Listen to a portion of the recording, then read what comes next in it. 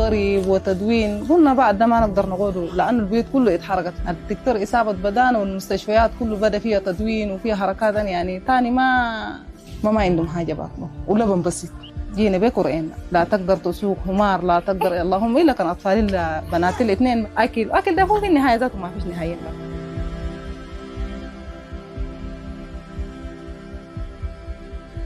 الحمد لله يا هو من جينا خشينا طويلة، كنا ما عارفين ذات أي اتجاه، لكن الناس يا هو وصفوا لنا مثل المراكز كان بنيتهم صعبة شديد ومشينا مرة واحدة في المراكز يا هو. الله الحمد لله قاعدين بدون بسكويت وبعد مرات بدون لبن. هسه ده الحمد لله من قاعدين ياكلوا ده بنيتهم ذات وعينيتهم ذات وما شاء الله يتخيرت.